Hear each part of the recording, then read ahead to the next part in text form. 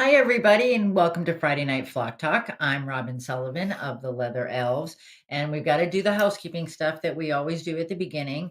You can like and follow the Leather Elves on Facebook. That way, you get notification when we go live and when we do sales and things like that. You can subscribe to our YouTube channel and you can follow us on Instagram. So there's a lot of different ways to get connected. I have a very special guest with me tonight, and when I say with me, I mean with me. Scooch over here. So I have Keriellen Lohrman from Bird Gardens in Naples. We're going to be super close right now. We have a small space. She's cold up here. Yeah, it's because we're in Maine and she's cold and whiny. But I need to tell you guys about a sale. Well, first I need to tell you about the foraging flock. We did one meeting of the foraging flock. We had a bunch of members and we talked about foraging with seasonal produce. We recorded it. So even if you join now, you can still get that last month. But we're going to be meeting again in November. We're going to meet once a month virtually and talk about all different ways to encourage your flock to do more foraging. So you can sign up as a member at the Leather Elves. It's $100 for a year.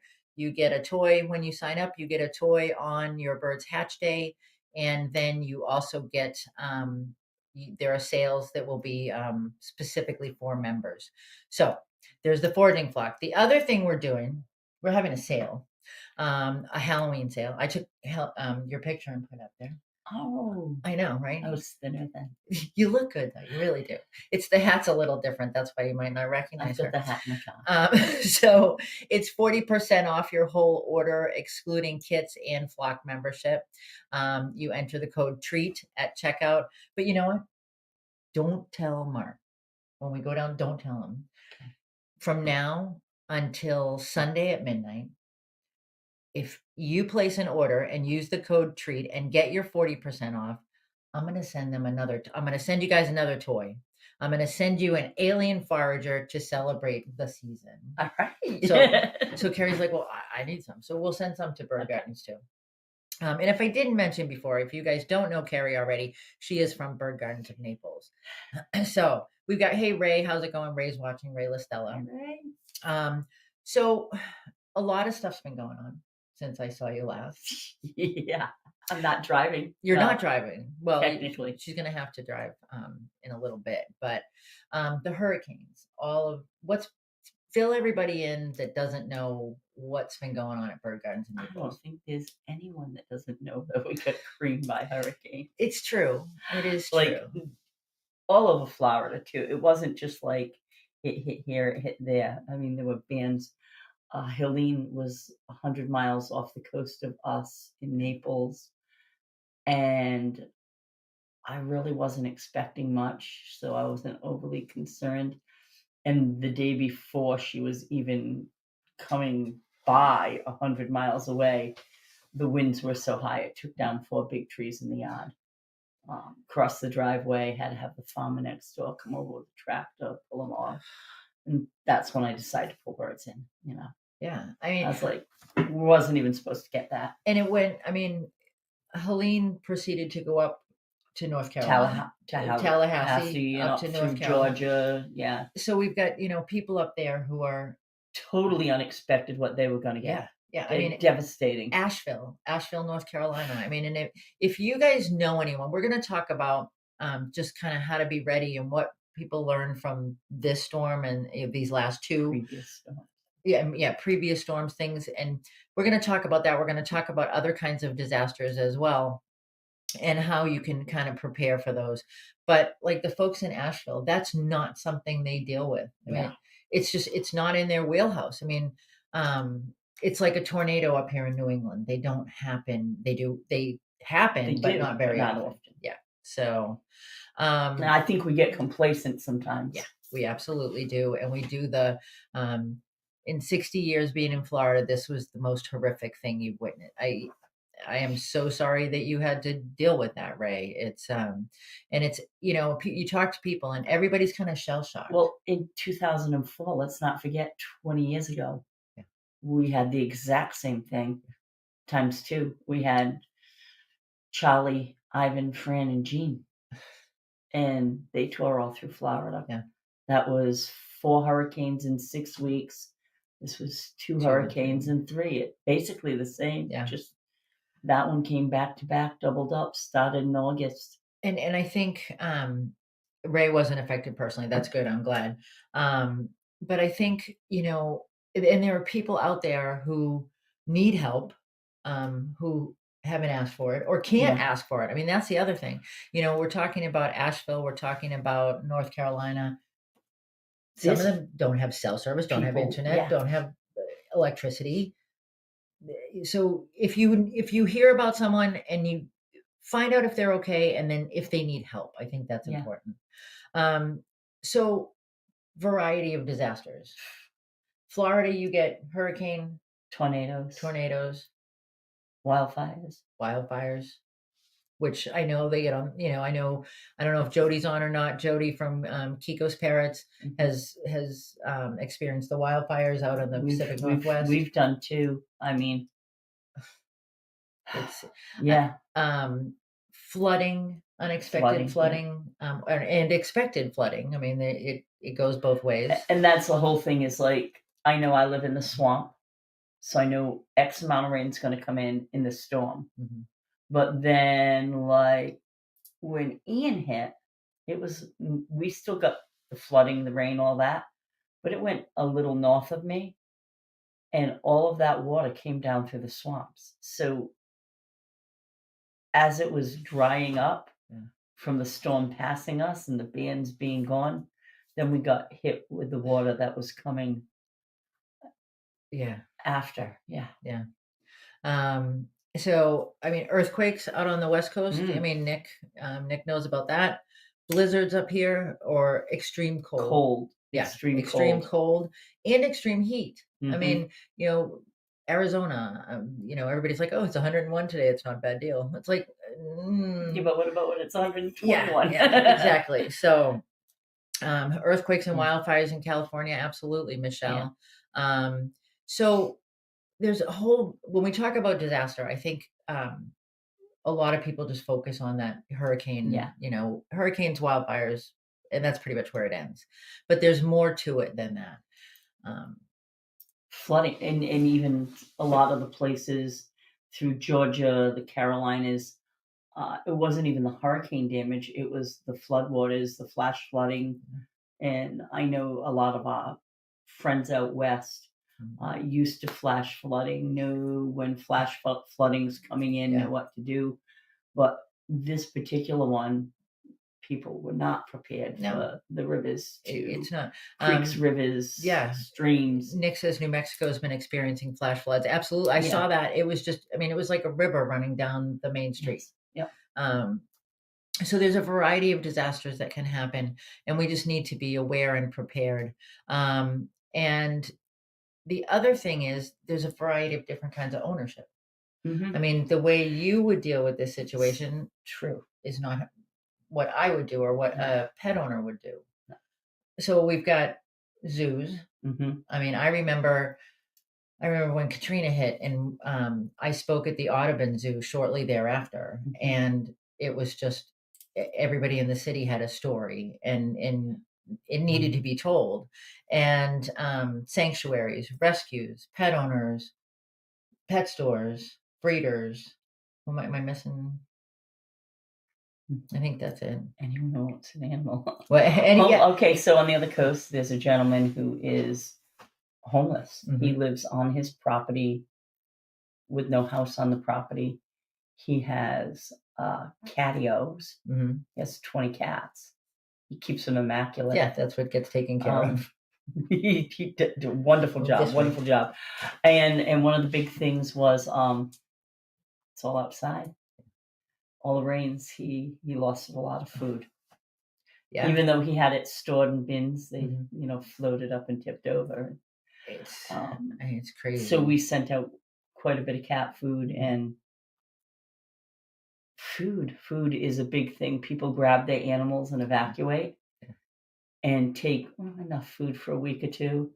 But if their area is, going to be on floodwaters or Mhm. tidal surge, well, that means not only may they lose their food in their house or their storage area, Right.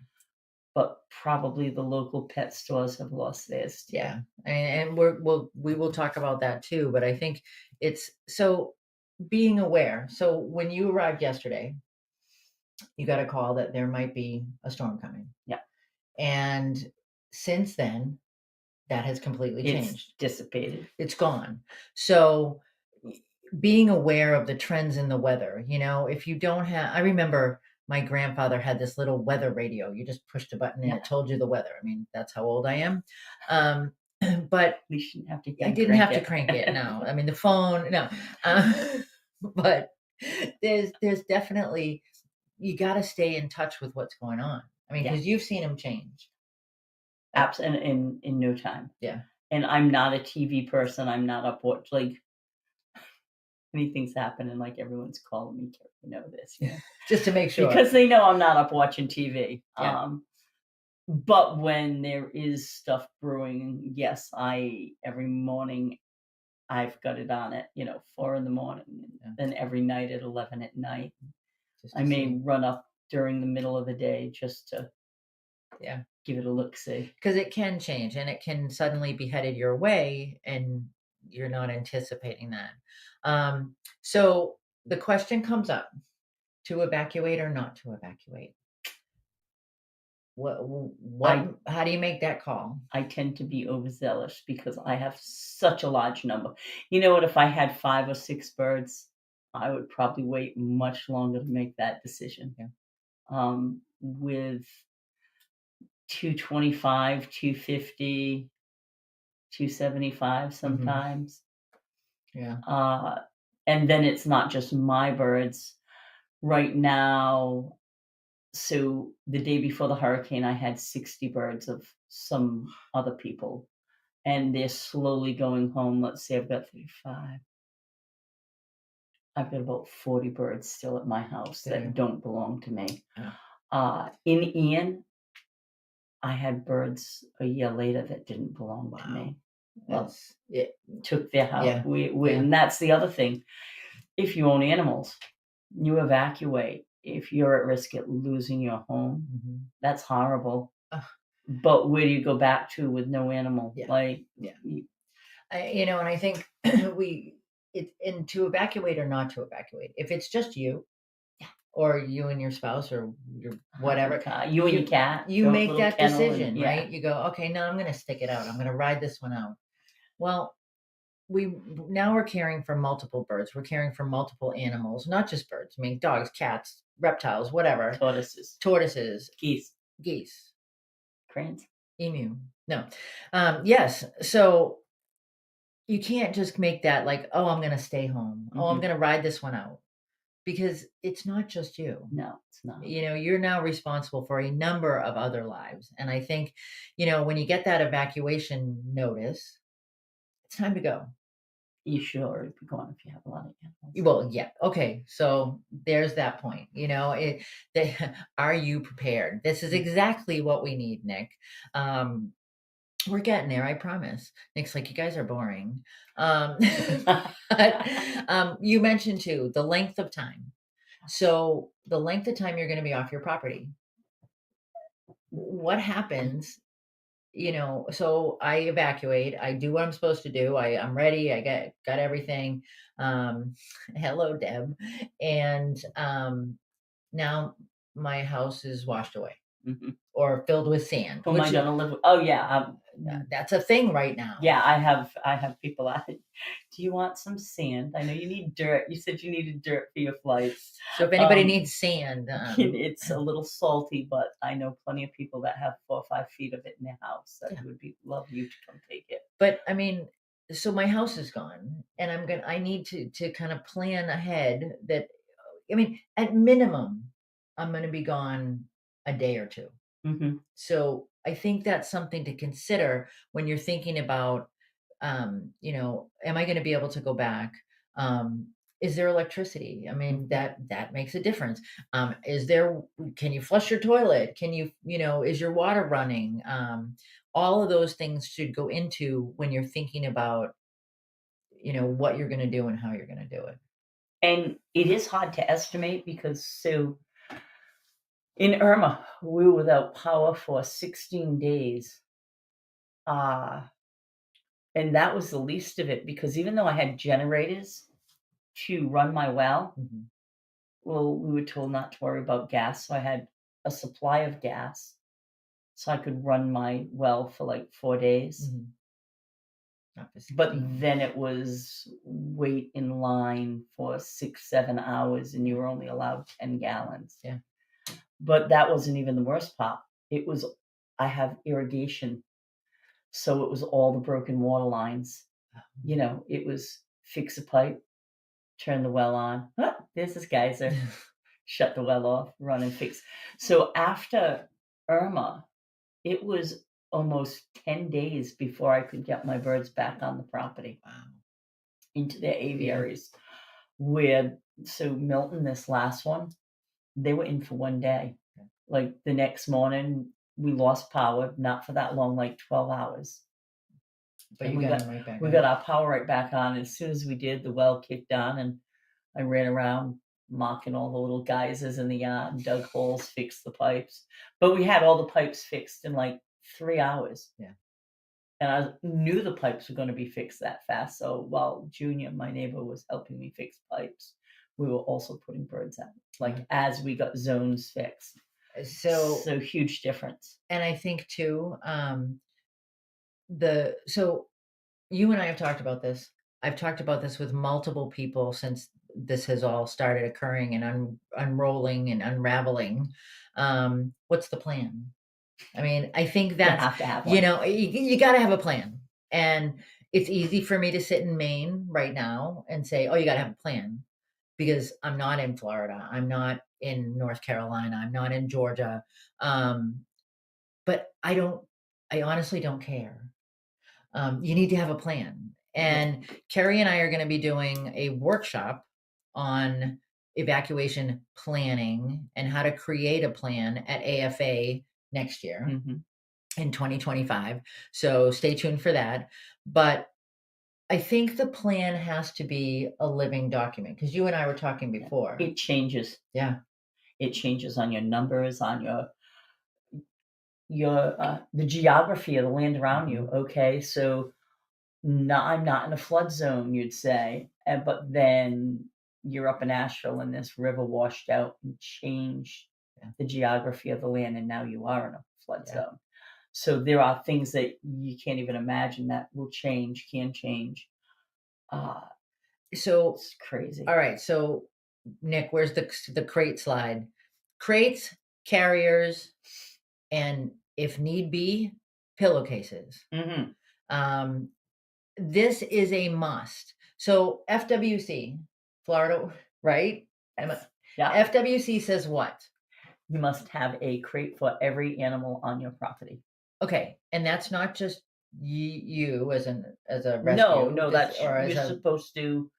If you well, as a rescue, as a breeder, as a zoo, I'm not sure if that is actually a law that mandates pet owners, but yeah, but it's why really good wouldn't you want advice. to? I Like, mean, I would rather only have to have 4 crates because I only own 4 animals as opposed to I have 300 crates because I have because she's obsessive. No. because because I have crates of my animals, and in the hurricane, I had 50 empty cages Yeah. inside. Mhm. But you had those in case somebody called People or showed said, up, "Hey, and I Carrie." had birds ubid to me.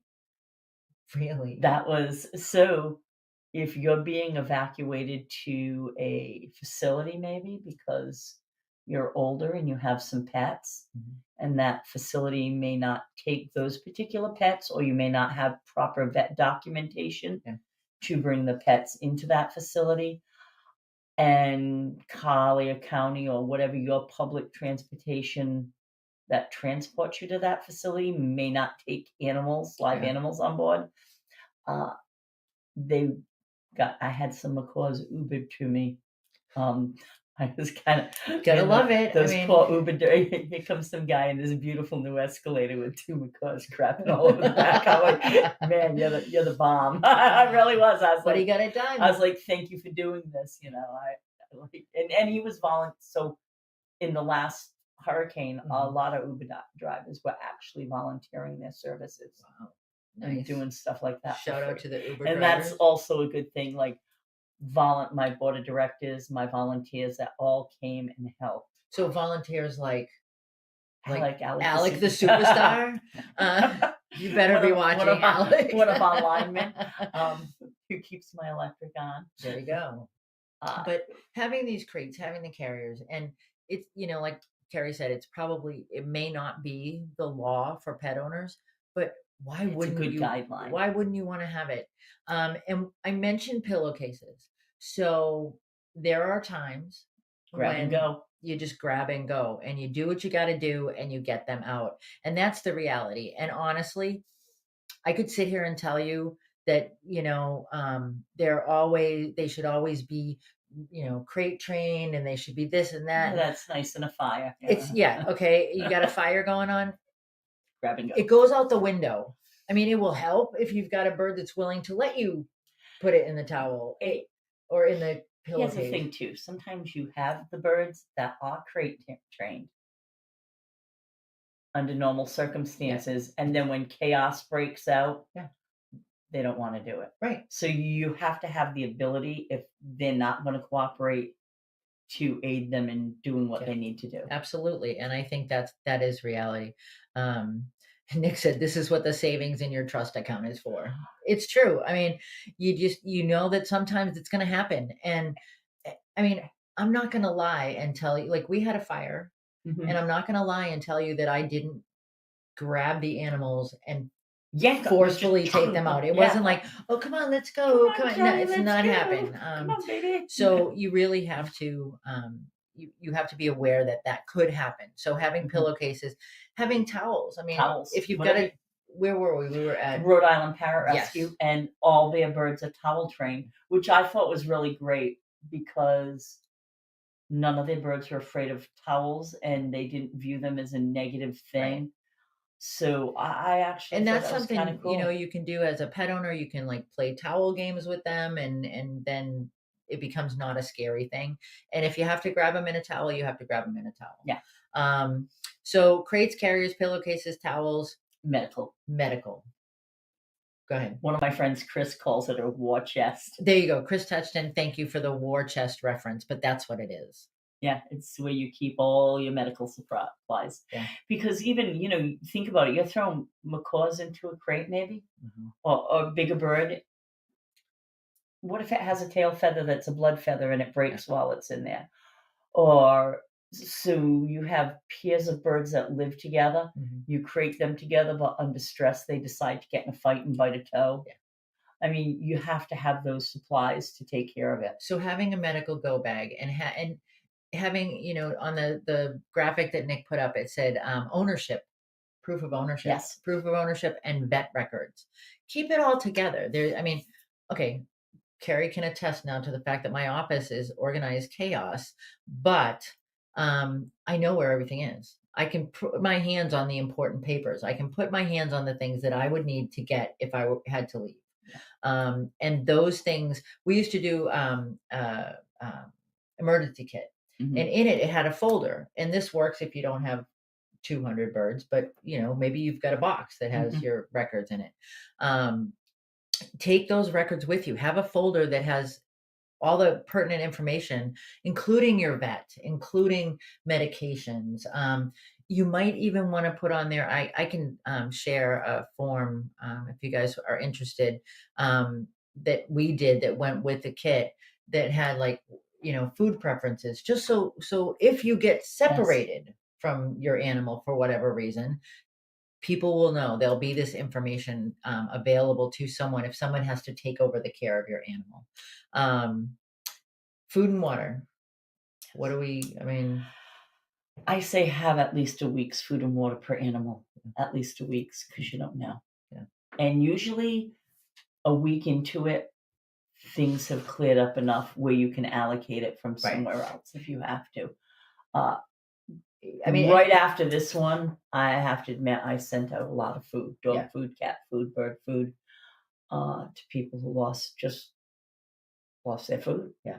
And that I mean, that's a thing too, is that, you may have your food put away, or you may have it set aside to take with you, and the water suddenly rises and the food's all gone. Mm. You're probably not saving your food, you're saving your Your family and your family and your animals, animals, yep. and that's not, but it should be kind of, it may not be in the front of your mind, but it should be a little bit close to the front so that you have something. Mhm.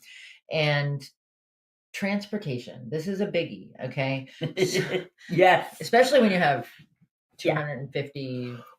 So I Even if say, you have, especially when you like have 200 animals, right, but you know what? It's just as important when you have two animals because the two macaws came to me in an Uber right, because that lady did not have transportation.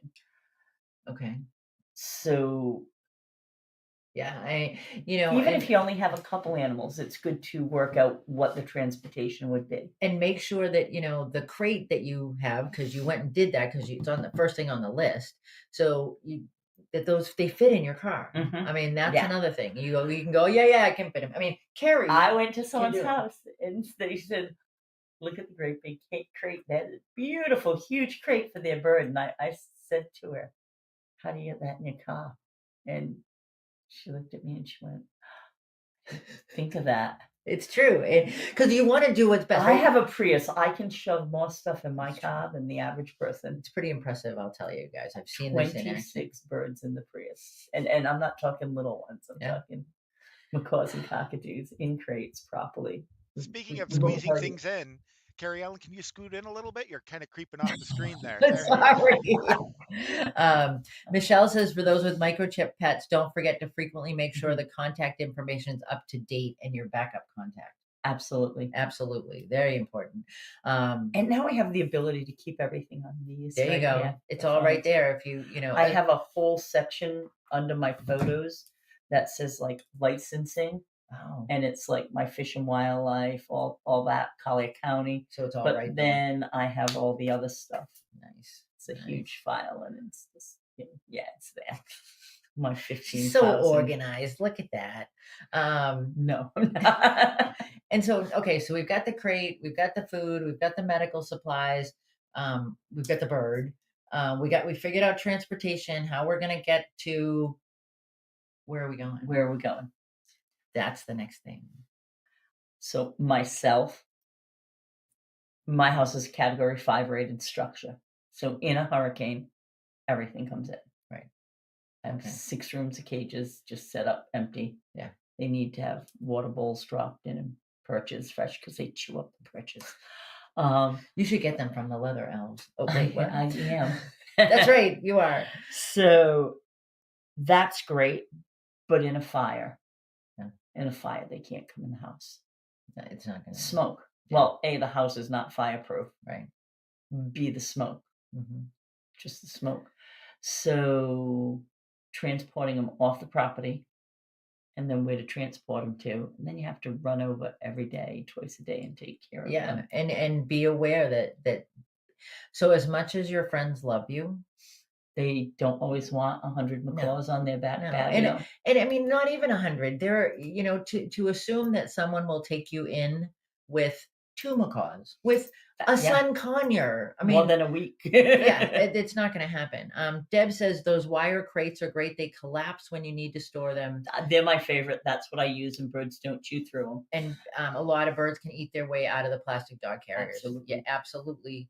Um, very true, Deb is Deb. spot on with that. And I think that's, we see the funny memes on Facebook with the bird that chewed through and Yeah, sticks its head it's out. kind of funny until It's it actually happens. way more common than we think. Yeah, and you when you're know? like driving in that wild caught Amazon is on your shoulder Yeah. because it's chewed out of the crate, and you're thinking, I know how mean it was when I put it in this box. And I put it in the box. And I'm the one who Damn. put it in the box. Yeah.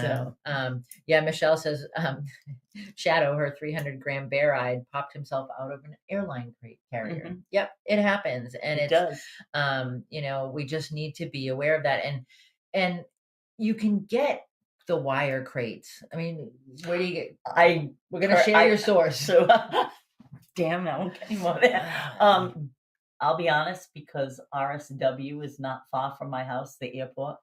I pick a lot of them up at Goodwill. Yeah. Like I cruise through Goodwill on a regular basis looking for wire crates. Yeah, and you can get them, and you can get them online, you can get them at pet Yes. stores, you can get them at Walmart, you can get them. But they're like $10, $15 at Goodwill. Yeah, so it's worth it. Take that trip to your local Goodwill. Support the thrift industry Yeah. because it's definitely a place to get them.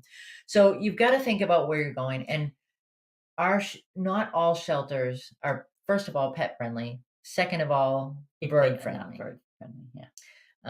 I know this years and years ago. I was down in Sarasota, and they were doing a thing on hurricane prep, and that was one of the biggest issues was that not all the shelters were bird friendly. And I don't know, you look into it, and and And they want vet records. Yeah. Coming in the door. So you've got it. That goes back to what you need to have with you. You need to have those vet records and those ownership records with you. So the other thing is you've got to think about the impact this is going to have on your bird too. So you've got to be realistic. I think if you do end up in a shelter, if you do end up at somebody else's house, your bird may not be behaving the way you expect.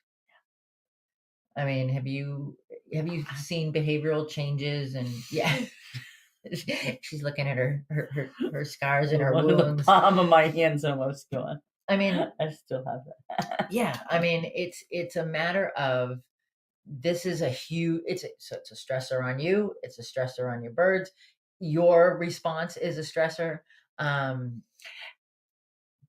Being stressed, like how birds interact that know you. Yeah. Any animals, not just birds. No.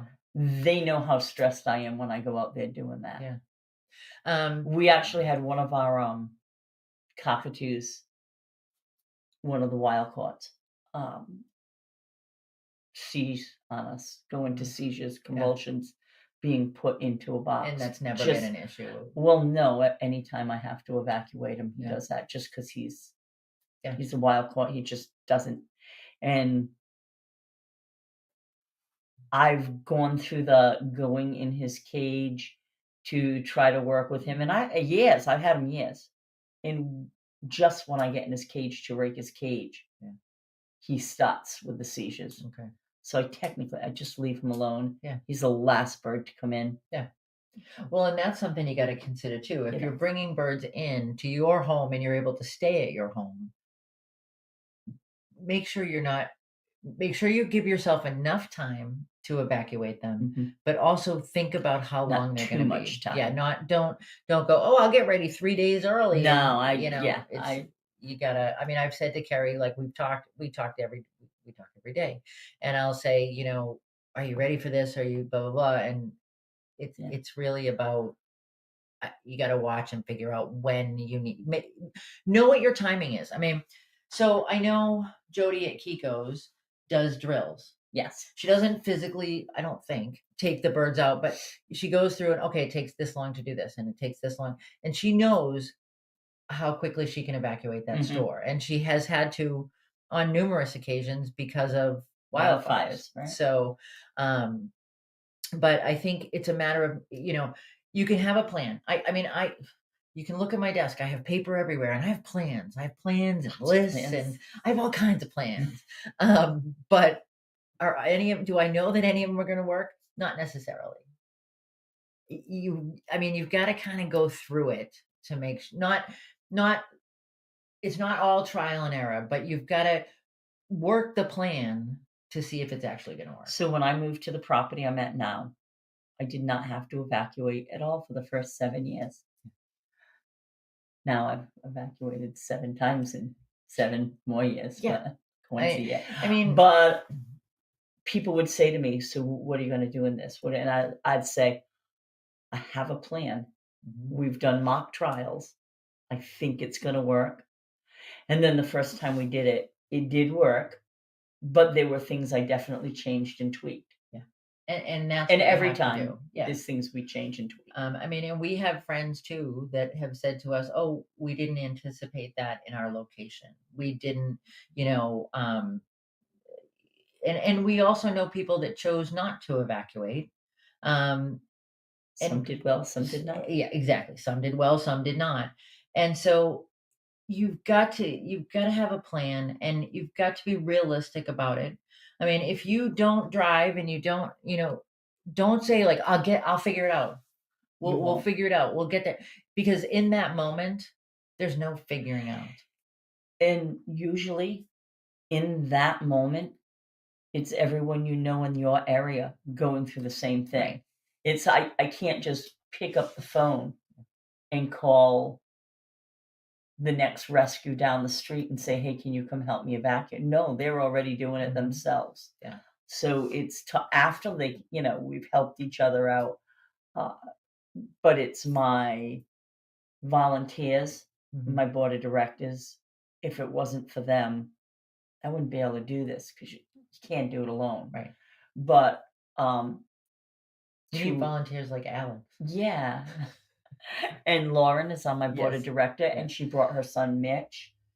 And I can tell you, So so Nick, who's always behind the scenes here with me, Nick is the disaster relief coordinator, I believe is your title, for AFA.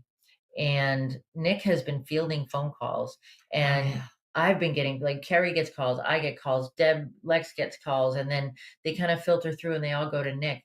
And this community is phenomenal. yeah, The way I've watched the help, and it's that, if you're in the Northeast, it's that blizzard mentality. If you're in the South, it's the hurricane tornadoes. If you're out west, it's the wildfire earthquakes. It's People do come together, but the avian community has been incredible.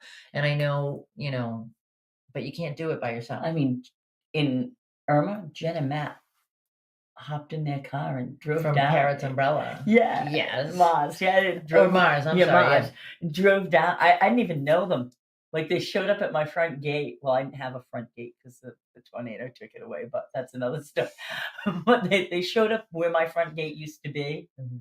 with a rental car with like boards on the top and water and gas, like Just lumber, like showed up. stuff I couldn't. And they're like, "Hey, we're prepared to camp on your property so we can help you."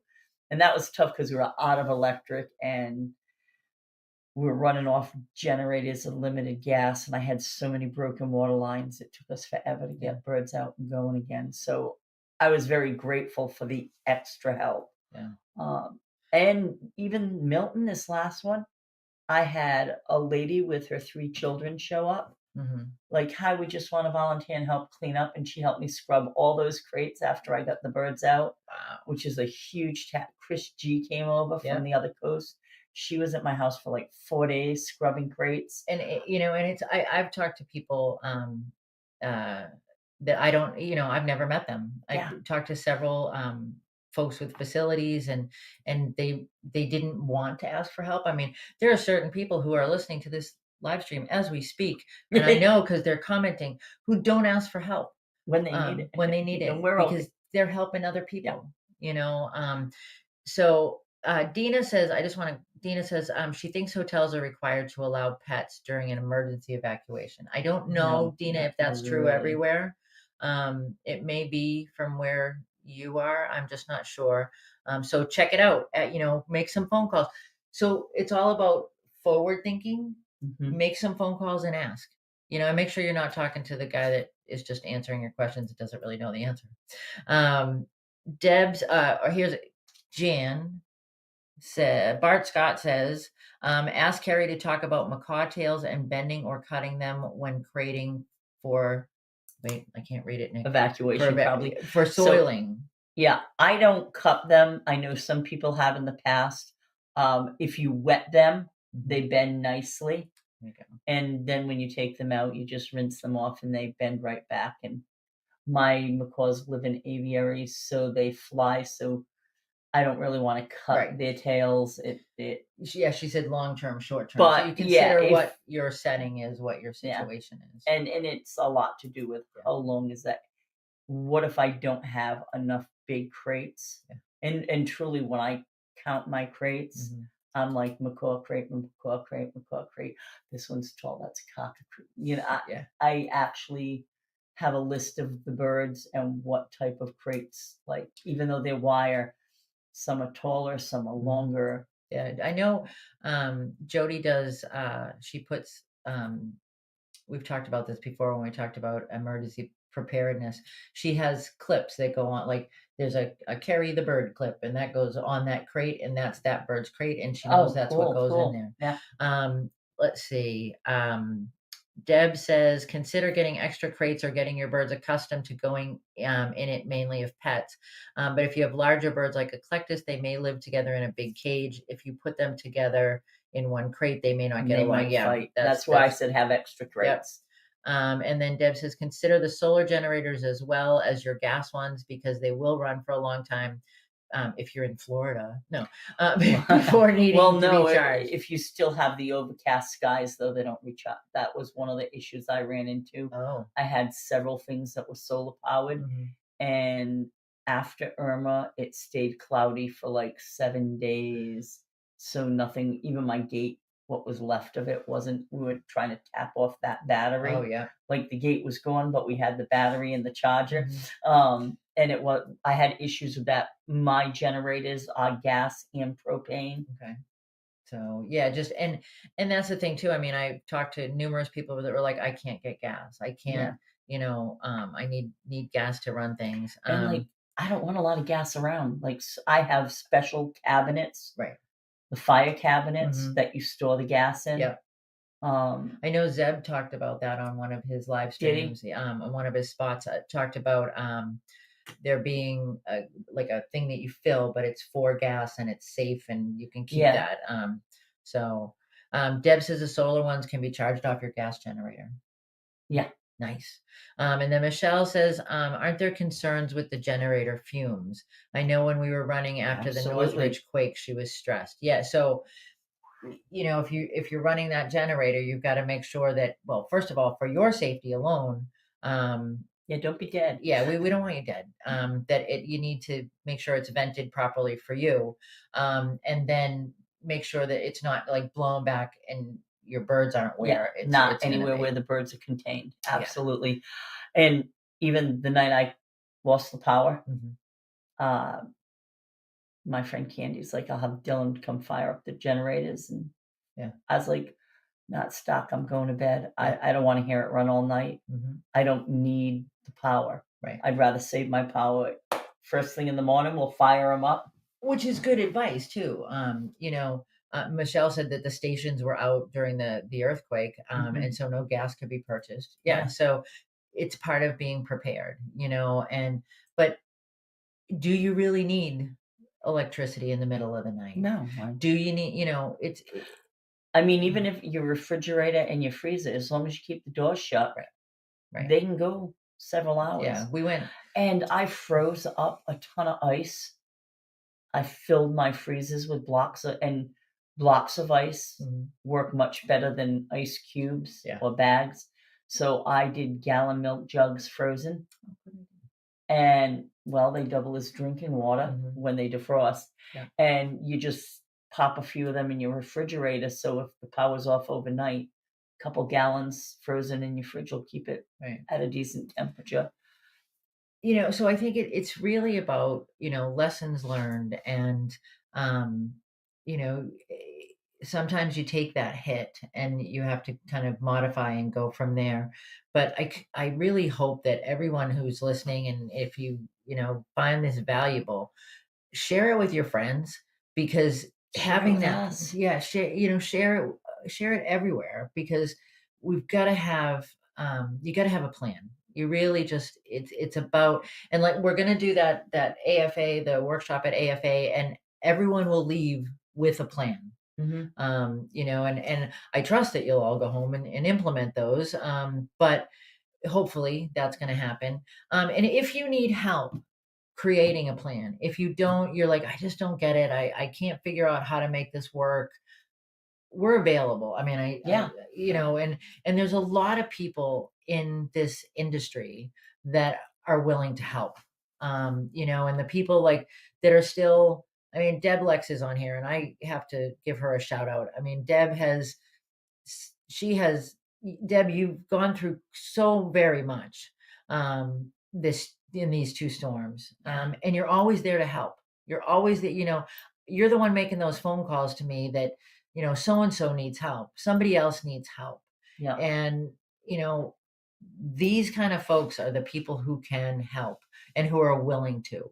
And I think another thing that I've seen through this crisis or through this disaster is we've crossed the lines. Yeah. We've crossed the lines between breeder, Pet rescue, pet owner, pet store, sanctuary. sanctuary, zoo. It didn't matter. Nobody's going to say to you, "Oh, you're just a pet owner. I'm not going to help you," or "Oh, you are a breeder. I don't want to help you. You'd be better off. If we didn't have you, it'd be better off." That's not going to happen. If you reach out for help, that's the culture that hopefully you will encounter if you do need help. And that was what I wanted to talk about, knowing your resources. So AFA disaster relief Mhm. is available. All you got to do is ask, but they do need your help. If you're someplace else and you're not experiencing this currently, you can donate at afabirds.org. And I guarantee you, Nick has made that QR code take you to the place where you can do that. Resources, other resources. So AFA is a resource and it doesn't matter what kind of pet owner you are. Mhm. I mean, what kind of bird owner you are. AFA might not help you with your dogs and cats, but they might. You never Yeah. know. And they might put you into, like, I had a trailer full of dog food. Yeah, and they'll put you in touch I'm with someone that knows. going to pick up more dog food when I get home because I gave out the whole trailer. I mean, I have enough for my dogs, Right. but all my surplus I gave away Yeah. because And, people lost dog food, cat food. yeah. And I had a woman that I spoke with who is a breeder, and she also has dogs, has cats, and she was someone that Carrie helped out, and she didn't want to ask. No, This is someone who is very pride. I don't want to say prideful. That sounds bad. She's someone who has made it herself. She struggled. powers through and Yeah. struggles, and but I reached out to her and I said, "Do you need help?" She wasn't looking for handouts. She definitely wasn't. She's like, "I hate to ask." And the other thing is, I got to say this. That it's important that if somebody offers you help, um, you don't kind of throw it back in their face. My bird only eats. You know what? Your bird needs food.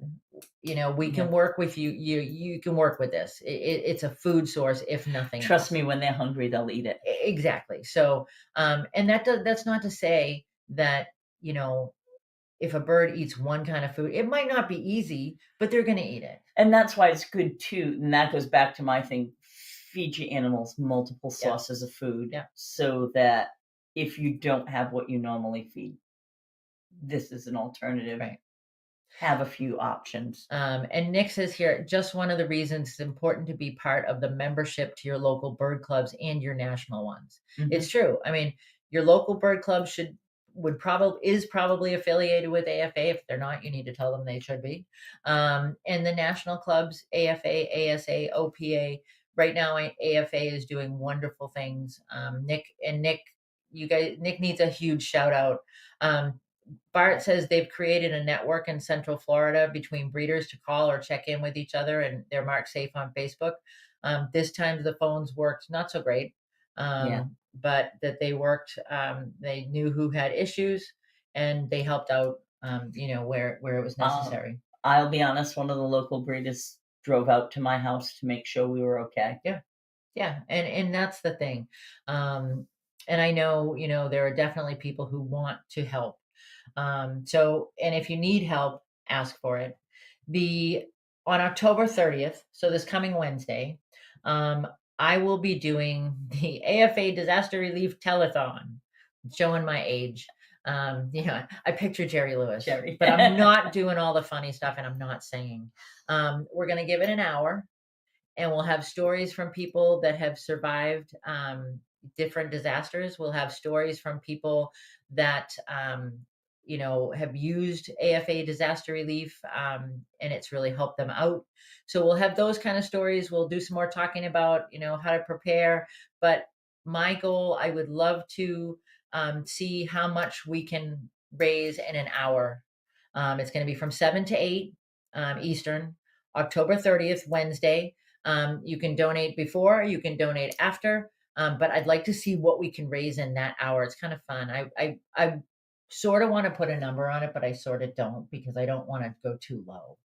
Um, but I think, there's definitely still help that needs to be given. Oh, absolutely. There's plenty of people out there. And I remember when Irma hit, Fred Smith showing up at my house with a generator and wire and hog rings and just things that you run out of you like hog rings. You don't. You run out of Yeah. a new hog ring tool. Mine was beat at that point. And you had, I didn't need the generator, so he passed it on to a rescue up north that did need it. Yeah. So, and that's the other thing. Don't take what you don't need. Yeah. And I don't think, anybody that's listening, no. hopefully that wouldn't happen. But just take what you need. And say thanks. Because I know, like I said, Nick has been busting his butt to get this done. And, I've been talking to Buddy and I know Carrie's been, boots on the ground. My biggest frustration is I'm not there. So Deb said, please share this by phone or social media for next week's telethon. So yeah, it's going to be, it's not next, it's going to be Wednesday. So, and we're still going to have, do you have any other like final words for people as far as, stay safe, think ahead. Stay safe, think ahead. Better safe than sorry. I'd love to be able to say, okay, we're done and we're not going to have any more issues, no more disasters that we're going to have to deal with. But when the last hurricanes are like nowhere near us and I was setting up the room to evacuate, making sure, doing those last runs. I said, I hope we do this all for nothing. Yeah, absolutely. And Nick just put Abbott up here. Abbott Hoffman has also been very instrumental in getting people. I got to tell you, so one of my favorite rescues, Ziggy's in Inverness, they came out fine. They were super well prepared. They've got a plan. I've seen their plan. I'm impressed. But I called and I said to Kim, I said, you guys okay? Are you all set? Do you need anything? This was before. And she said, oh yeah. I said, well, there's AFA disaster relief if you guys do need help. And she said, oh, they already called me. And I said, they did? She goes, yeah. She goes, this young man reached out to me and I said, was his name Abbott Hoffman? And she said, yes, it was. And so super big shout out to Abbott as well for really stepping up. I mean, Abbott always steps up to what he needs to do, but stepping up and really, making sure that people were in touch and got what they needed. So, and I just want to say thank you to my volunteers that came out. Yeah. Lauren's on my board of directors, her son, Mitch, Junior next door. Junior helps me day in and day out. Alec, superstar Alec. But I mean, and then I have like Carol and Peter and Zach and I have some great, I don't have a ton of volunteers, but the ones I have are phenomenal. Yeah. And I'm appreciative of them. And that's a lot of what keeps things rolling with rescues and with sanctuaries and with facilities. So, okay.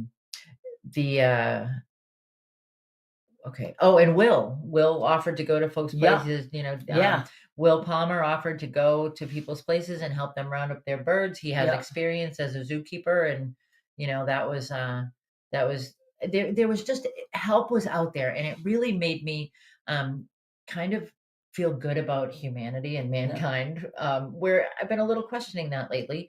And so but it definitely, it's unfortunate that we have to have something like this happen to bring us all together. But I really do think it's an experience and I'm so proud of the avian community and how everybody kind of rallied together. So I want to thank you guys. And this was the really quick down and dirty, what you need. If you need more, feel free to reach out to us. Talk amongst yourselves, like with your local groups, talk about how you guys can be prepared as a community. Thank you, Ray.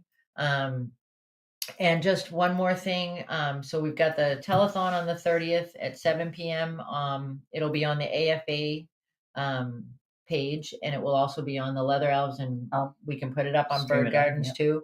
And then on November 1st, we'll be back to regular Flock Talk, and on Friday night at 7, I will have Matt Baird, who he's from Australia, so we can just listen to his accent the whole time. It's And Matt's going to talk to us about Australian aviculture. So thank you. That'll be fun. It's nice to have you here in the cold. It'll be nice to be home in the warm, But, hurricanes and all. You guys It's take great care. visiting. Don't forget 40% off with the Leather Elves. Use code TREAT. And don't tell Mark, but you get a free toy if you order before midnight on Sunday. The sale goes through till Halloween, but I'm giving you guys a deal because you were here tonight. Everyone take care. I will see you on Wednesday. Bye-bye. Have a good night.